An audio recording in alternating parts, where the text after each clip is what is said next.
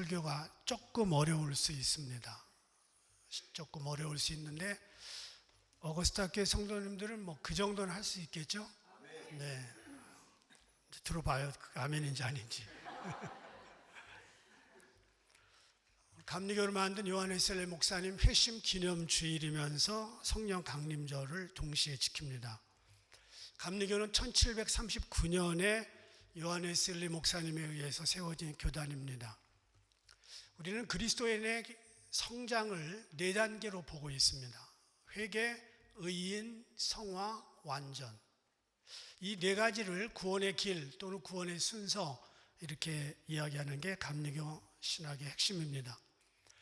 요한 웨슬리에게 영향을 준 책이 2가지가 있는데 토마스 아켄피스의 그리스도를 본받아, 제레미 테일러의 거룩한 삶과 죽음. 이 2 책은요, 전부 구원 이후에 성도들이 어떻게 거룩하게 살 수 있을까, 여기에 초점을 맞추고 있습니다.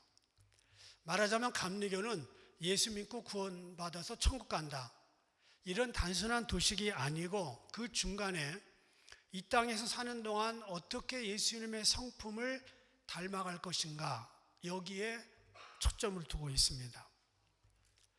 자, 예수님은 그 몸 안에 신성과 인성을 겸비했습니다.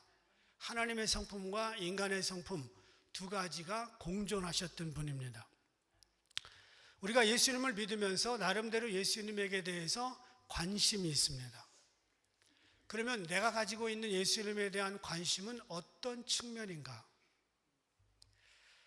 어떤 예수님을 본받고 싶으신가? 예수 믿으면서 예수님처럼 되는 게 우리의 목표 맞습니다. 그런데 어떤 예수님? 어떤 예수님이 뭐예요?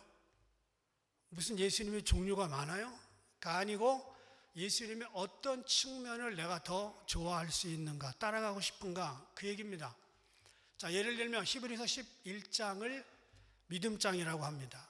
그런데 거기에 믿음으로 이 이야기가 계속 반복됩니다. 반복되는데 믿음으로 어떤 사람은 전쟁을 이기고, 믿음으로 어떤 사람은 고난을 견디고, 어떤 사람은 믿음으로 사자굴에서 살아나왔습니다. 어떤 사람들은 예수님의 능력과 기적을 사모해서 능력자가 되고 싶어 합니다. 어떤 사람은 예수님의 섬김을 본받아서 가난하고 병든 사람을 평생 섬기며 삽니다.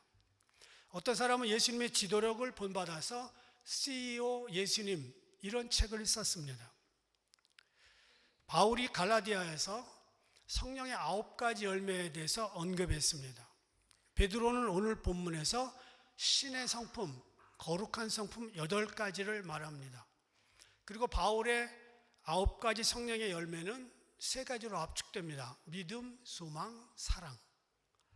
그런데 베드로의 8가지 신의 성품은 1가지로 말할 수 있습니다. 거룩함입니다. 거룩함.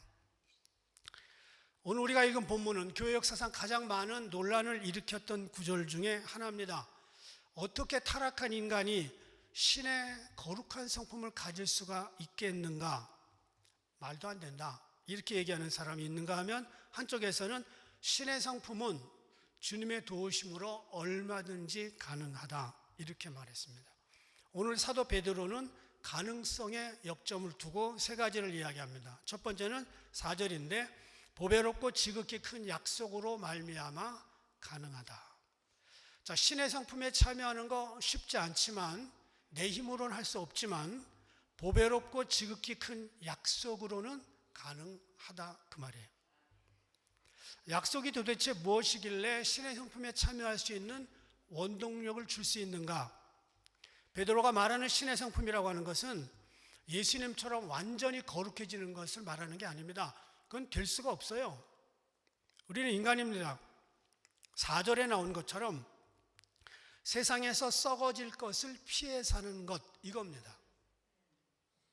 거룩하게, 아주 최고의 거룩함에 올라가는 게 아니고, 그걸 얘기하는 게 아니고, 세상에서 썩어질 것을 피해서 사는 것. 이것이 어떻게 가능한가? 약속으로 말미암아 가능하다는 거예요. 이 약속은 뭘까요? 옛날 약속은 올드 테스타멘트, 구약입니다. 새로운 약속은 신약입니다. 그러니까 구약과 신약에 있는 말씀을 내 속에 받아서 이 말씀대로만 살면 그 보배롭고 지극히 큰 약속, 하나님의 말씀 때문에 신의 성품에 참여하는 것이 가능합니다. 자, 세상에서는 남녀가 만나서 신랑과 신부가 되기로 하고 결혼합니다. 그리고 이제 반지를 교환하면서 다른 여자, 다른 남자 신경 안 쓰겠다 약속을 합니다. 결혼 약속입니다. 그런데 주님도 우리와 똑같은 약속 하셨어요. 내가 너희의 신랑이 되겠고 너희들은 내 신부다, 이렇게 약속을 했어요. 그래서 우리가 그 약속이 복음의 약속입니다. 자, 문제가 생겨요. 결혼한 남녀에게 문제가 언제 생기느냐? 지금 있는 여자보다 더 괜찮은 여자가 나타났어. 문제 생깁니다. 지금 남자보다 더 괜찮아. 문제 생깁니다. 그러면 약속이 깨지는 겁니다. 더 좋은 사람이 나타났기 때문에. 그러면 예수님과 우리하고 사이에 약속이 맺어졌어요. 교회와 예수님은 신랑과 신부가 되기로 약속했습니다. 그런데 예수님은 그 자리에서 여전히 우리를 지켜보고 계시는데 우리는 더 좋은 게 생겼어. 세상. 더 좋은 게 생겼어. 남편. 더 좋은 게 생겼어. 자식. 그래서 예수님보다 다른 것이 더 좋아지면 보배롭고 지극히 큰 약속이 깨질 수 있습니다. 그래서 우리는 예수님 외에 더 귀한 분이 없어야 됩니다. 그래야 그 약속이 지속될 수가 있습니다. 이 보배롭고 지극히 큰 약속, 하나님의 말씀을 마음속에 잘 가지고 있으면 신의 성품에 얼마든지 참여할 수가 있습니다. 철저히 약속을 붙들고 사는 사람들은 세상을 넉넉히 이깁니다. 그래서 보배롭고 지극히 큰 약속 때문에 신의 성품으로 말미암아 바뀔 수 있습니다. 석유 회사들이 초창기에 세워지고 나서 중국에 지사를 내려고 미국에 있는 큰 석유 회사에서 관리자를 찾았습니다. 세 가지 조건을 걸었어요. 30세 미만, 고등교육 받고 중국어 잘하고 지도자의 자질을 갖췄어야 된다. 여러분, 30살 미만의 중국어 잘하는 사람이 미국에 얼마나 되겠어요? 지도자로서. 그런데 어떤 선교사님의 자녀가 적격자가 됐습니다. 그런데 그도 지금 선교를 하고 있습니다.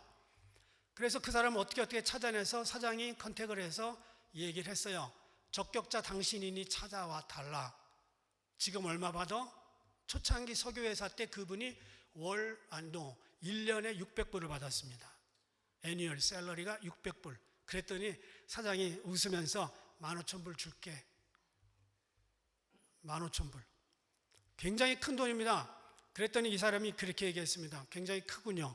그런데 일거리는 작으네요. 15,000불을 받고 중국 사람들에게 석유를 파느니 600불을 받고 지금 중국 사람들을 그리스도께 인도하겠습니다. 당신의 연봉은 크지만 일은 작습니다. 예수님의 약속을 붙들고 사는 이 사람은 더 높은 연봉, 더 높은 자리, 더 편리한 환영이 나타났음에도 불구하고 그 약속을 붙들었기 때문에 거룩한 성품대로 살 수 있다는 겁니다. 같은 한국 땅인데 명동 땅은 작년 연말에 1억 7,400만 원이에요. 한 평이. 경남에 있는 어떤 땅은 제일 싼 땅이 평당 335원입니다. 한 평은 똑같아요. 이게 어디 있느냐에 따라서 명동에서는 1억 7,400만 원, 경남에서는 335만 원입니다. 스포츠 선수들도 똑같이 야구를 하고 똑같이 축구를 하는데 손흥민은 하루에 1억 이상 벌어요. 그런데 1년에 5천만 원밖에 못 버는 선수도 있습니다. 몸값이 다르다 그 말이에요. 그러면 그리스도인들의 몸값은 다를까? 빌리 그레함 조영기 목사님과 저는 몸값이 다를까요? 똑같을까요? 말 잘하셔야 돼요. 빌리 그레함 몸값과 제 몸값이 어때요? 예? 안 되겠어. 같다는 사람. 예? 다르다는 사람. 어설프게 손들었다 욕먹을 것 같아서. 네, 몸값 다르죠. 제가 어떻게 빌리그램과 조영기 목사님 수준이 되겠어요? 그런데 영혼의 몸값은 동일합니다. 인도네시아에서 지금 이슬람에서 막 회심하고 돌아온 그리스도인 한 사람과 빌리그램 영혼의 값은 같습니다. 우리가 성도로서 예수님의 보배롭고 지극히 큰 약속을 붙들고 살면 똑같은 가치로 인정받습니다. 우리 속에 예수님의 보배롭고 지극히 큰 약속이 아닌 다른 것을 붙잡으면 상대적으로 그게 좋아 보여요. 남편이 좋아 보이고 취미생활이 좋아 보이고 세상이 좋고 여행 다니는 거 좋고 그러면 그거 하지 말라는 게 아니고 예수님보다 그게 좋으면 문제는 보배롭고 지극히 큰 약속이 쭈그러들어요. 우리가 우리 마음속에 보배롭고 지극히 큰 약속인 하나님 말씀을 붙들면 신의 성품에 참여할 수 있습니다. 두 번째, 이 신의 성품에 참여하기 위해서 어떻게 해야 되느냐? 더욱 힘써야 됩니다. 5절 우리 함께 읽겠습니다.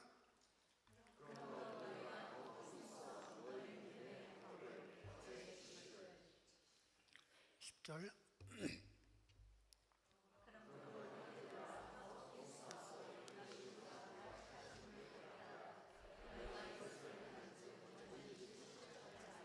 네, 더욱 힘써라는 말이 두 번 나와요. 그래야 굳게 되고요, 실족하지 않는답니다. 8절에서 뭐라고 얘기했냐면 예수 그리스도를 알기에 게으르지 말라 이렇게 말합니다. 마지막 시대 때는요, 게으른 성도들로 채워진 교회들이 많습니다. 거룩한 삶에 큰 관심 없습니다. 그런데 우리가 거룩한 삶에 관심 없이 더욱 힘쓰지 아니하면 굳어지지 않습니다. 실족할 수 있습니다. 아무리 노련한 광부도 몇 번 삽질하고 금을 얻을 수는 없습니다. 깊이 파야 됩니다. 꿈이 있거든 땀을 흘리라 그런 말이 있죠. 노력해야 되는 거예요. 더욱 힘쓰고 노력하지 않고 애쓰지 않으면 영적인 발전은 멈춥니다. 구원은 공짜예요. 그러나 구원 이후에 어떤 것도 공짜는 없습니다. 땀과 피를 흘려야 됩니다. 그래서 모든 영역은 노력한 만큼 얻습니다. 사람들이 행복하기 위해서 얼마나 노력하는지 몰라요. 어느 집에 신방 갔더니 행복 10계명을 유리 밑에다가 테이블 밑에다가 붙여놓고 살아요. 그거 거의 매일 읽어볼 거예요. 어떤 분은 뱃살을 빼기 위해 뼈를 깎는 고통을 합니다. 학생들 공부하는 거 장난이 아닙니다. 서울대 연고대 그냥 가는 게 아니에요. 거기는 스카이라고 그러잖아요. 하늘, SKY. 하늘을 나르려면 날개가 있어야 돼요. 그 정도 가려면 공부 죽어라고 해야 됩니다. 한국에 갔다가 인천 연안부두의 어느 횟집에 들어갔습니다. 깜짝 놀랐어요. 바로 이 사진을 보고 제가 깜짝 놀랐어요. 볼까요? 목포 신안인 3계명. 월급은 사장이 아니라 고객이 주는 것이다. 모든 사람을 사랑할 수는 없지만 모두에게 친절할 수는 있다. 간 쓸개는 냉장고에 보관하고 출근한다. 변함없이 노력할 것을 약속드립니다. 제가 회 먹으러 들어갔다가요, 이 사진 찍고 친구 목사님 저 두 가정하고 저하고 이렇게 세 가정 모여서 이거 읽어보고 깔깔대고 웃었어요. 돈을 벌어도요, 간 쓸개 다 빼놓고 저렇게 애를 쓰고 수고합니다. 하물며 거룩한 신의 성품에 참여하기 위해서 대강대강 할 수는 없습니다. 더욱 힘써 노력해야 됩니다. 여러분, 매일 기도하는 사람과 어쩌다 기도하는 사람과는 영역이 차이가 납니다. 어쩌다 성경 읽는 사람과 매일 성경 읽는 사람은 차이가 납니다. 눈에 잘 보이는 곳에 체중계를 저희 집은 두었습니다. 부엌에 가면 그 마룻바닥에다가 늘 체중계를 두었습니다. 그리고 하루에도 두세 번씩 올라왔다 내려갔다 합니다. 체중계를 매일 두고 체중을 재는 사람과 한 번도 1년에 한 번도 안 재는 사람과는 비만에 대한 경계심이 다를 겁니다. 왜냐하면 매일 기준을 보고 기준에 맞춰보려고 노력을 하면 기준에 가까워집니다. 성경이 기준이고 기도가 기준입니다. 예배가 기준입니다. 신의 성품을 가진다는 것은 하루아침에 안 되겠지만 하나님의 말씀인 그 기준에 더욱 힘써서 자꾸 애를 써야 됩니다. 최대한. 어떤 분이 이렇게 얘기해요. 어차피 내 성격 못 고쳐. 대강 살다 천국 가면 되지. 이런 사람은 신의 성품을 갖기 어렵습니다. 여러분, 왜 운동하세요? 좀 더 살려고 운동하는 게 아니고요, 사는 날까지 건강하게 살려고 운동하는 거예요. 왜 신의 성품에 참여하라고 애를 씁니까? 어차피 천국 가는 건 똑같아요. 문제는 사는 날 동안 영적으로 건강하겠다는 의지입니다. 여러분, 주일날 예배를 드릴 때 들어오는데 매일 사탄에게 지고 돌아와서 울다만 가면 안 되잖아요.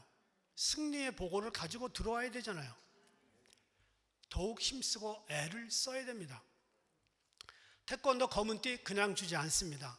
승급시험 다 거치고 승단시험을 거쳐야 됩니다. 예수 믿으면서 세월의 힘 무시할 수 없습니다. 세월과 함께 익어온 신앙의 성숙도는 존중받아야 됩니다. 그런데 5년이든 10년이든 지났는데 옛날과 지금과 거의 발전이 없는 것은 문제입니다.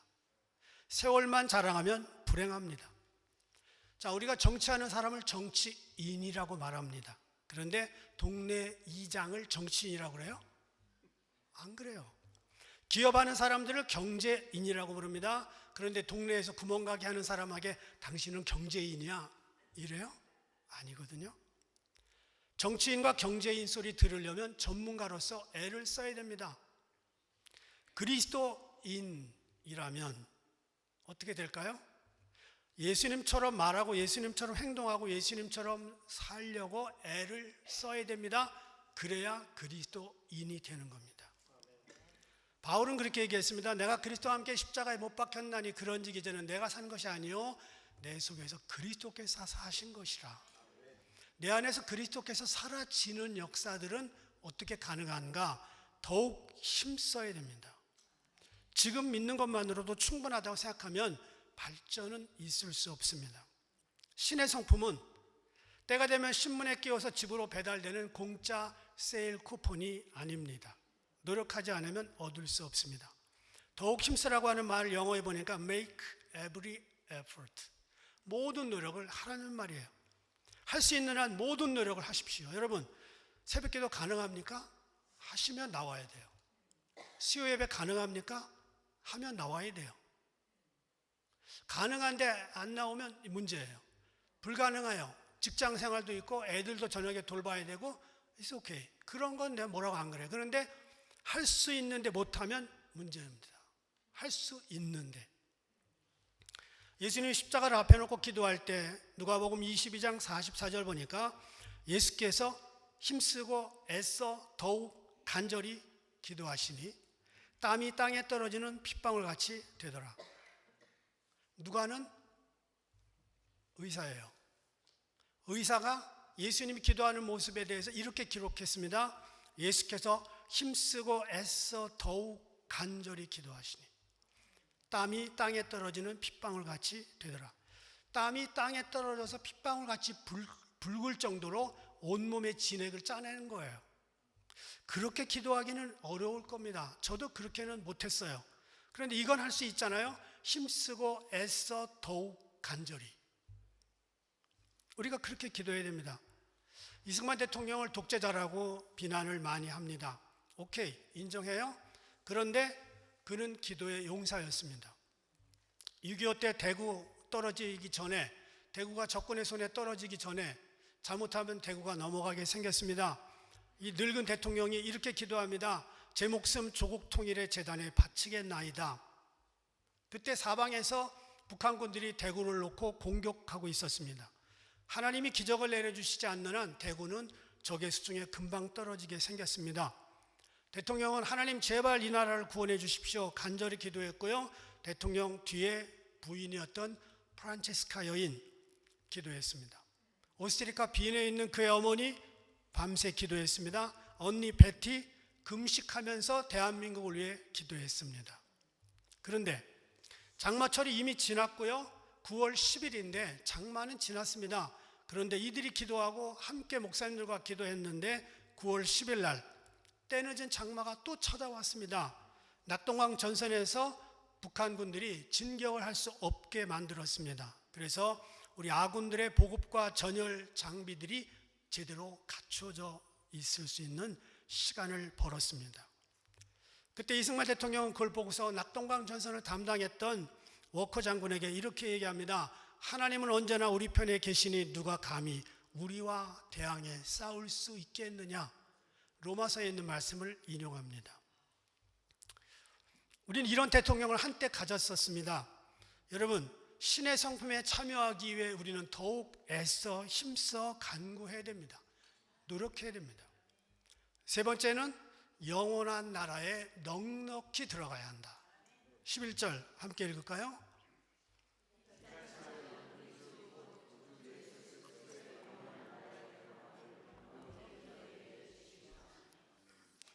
영원한 나라에 들어감을 넉넉히 주신다. 그 말은 천국에 넉넉히 들어가는 사람이 있고 넉넉히 들어가는 사람이 있는 거예요. 멍청하게 있다가. 보세요.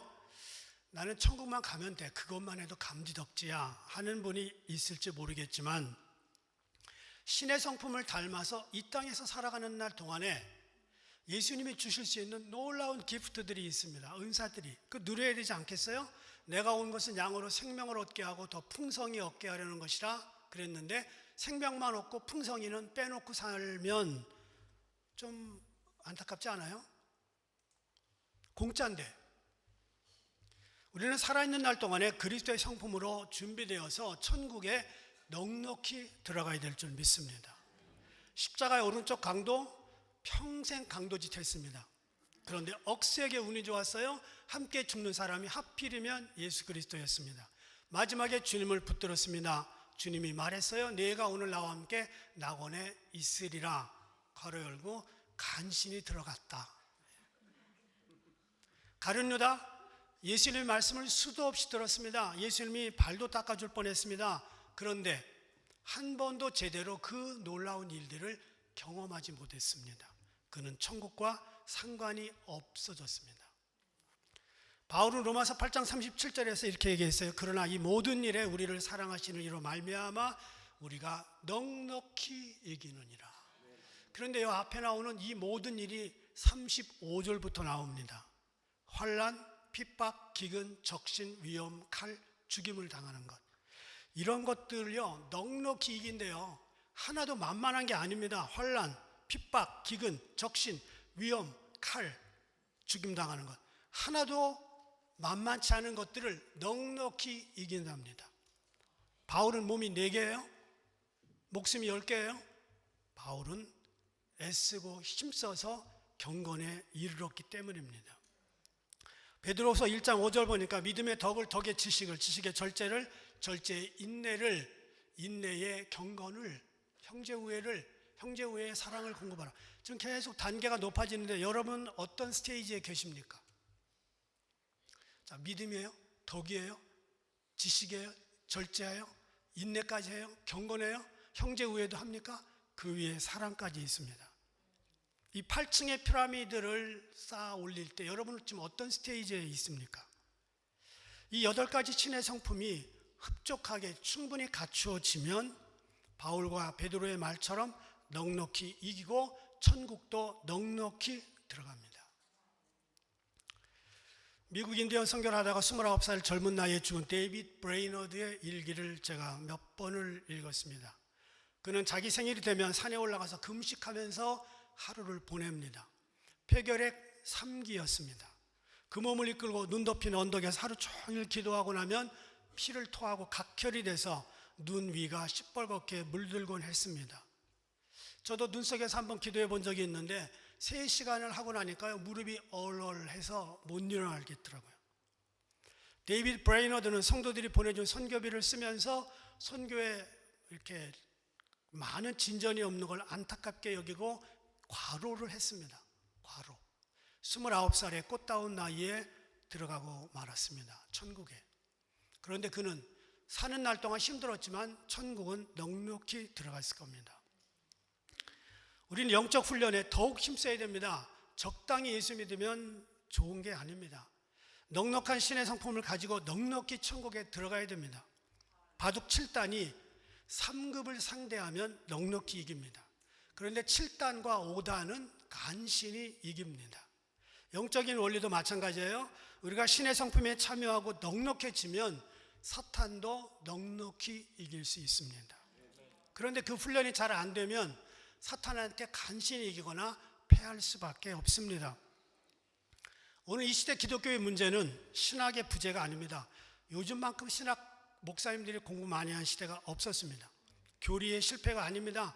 이 시대만큼 조직신학이 잘 갖추어진 적이 없어요. 숫자도 충분합니다. 전철에서 집사님 그러면 대여섯 명 쳐다봅니다. 이 시대 기독교의 실패는 무슨 실패인가? 교리, 신학교, 숫자, 성전 건축 어떤 것도 다 성공했습니다. 문제는 거룩한 신의 성품에 참여한 자들을 많이 만들지 못했다는 겁니다.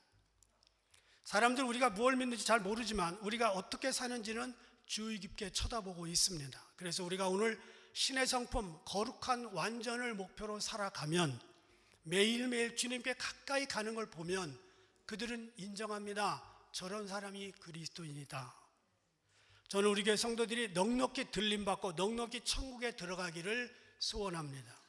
간신히 들림받고 천국에 가서 상급과 면류관 없이 예수님 하나님과 멀리 떨어져서 서버브 지역에 살지 말고 가능하면 다운타운에 사시자고요. 턱걸이 신앙에서 벗어나서 넉넉한 신앙인이 될 수 있는 우리 교회가 되기를 주님의 이름으로 축복합니다.